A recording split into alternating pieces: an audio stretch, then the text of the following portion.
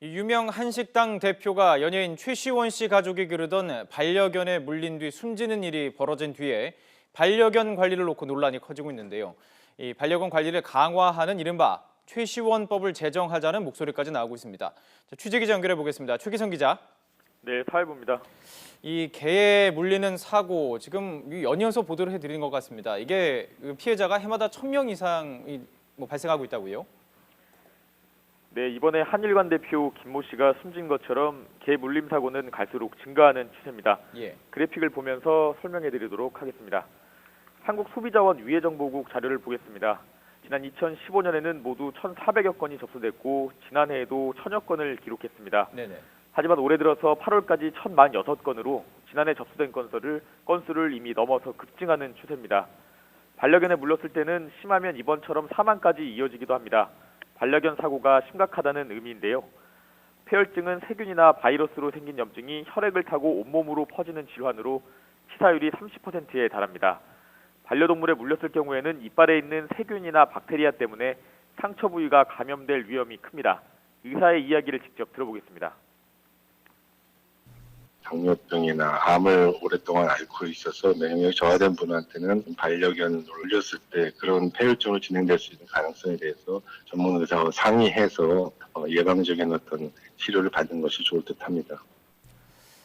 자, 들어보신 것처럼 몸이 약한 분들에겐 치명적일 수가 있습니다. 자, 이번에는요. 이 사건은 유족이 처벌을 원하지 않는다고 했지만요. 만약 이게 실제로 처벌로 이어진다고 하더라도 솜방망이에 그쳤을 거다 이런 지적도 나오고 있는데요. 네, 반려견이 사람을 물어서 숨지게 하면 견주는 형법상 과실치사죄를 적용받게 됩니다. 예. 이번 경우는 과실치사죄가 적용되려면 반려견 공격과 폐혈증 사이의 인과관계를 부검 등으로 파악해야 하는데 이번에는 유족이 부검을 거부하고 장례를 치렀기 때문에 처벌을 받지 않을 것으로 보입니다. 예. 만약에 처벌되더라도 외국과 비교하면 국내 처벌은 솜방망이 수준이라는 지적도 나옵니다.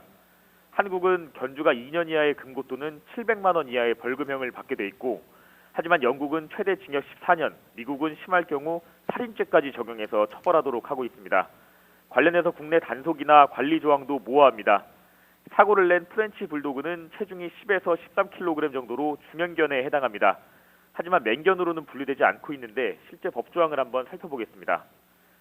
이 동물보호법 시행 규칙을 보면 맹견은 도사견, 아메리칸 핏불테리어 등 6종류로 분류하고 있습니다.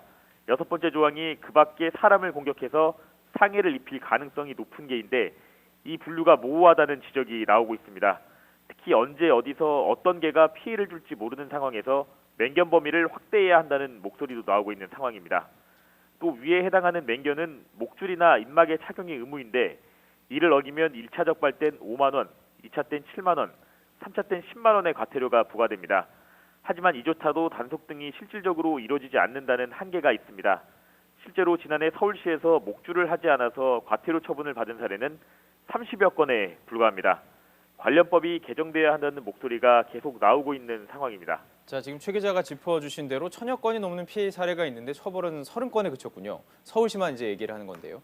자, 이제 이렇게 개물림 사고를 우리가 직접 예방하거나 피할 수밖에 없을 것 같습니다. 이렇게 피해를 줄이기 위해서는 어떤 조치를 해야 할까요?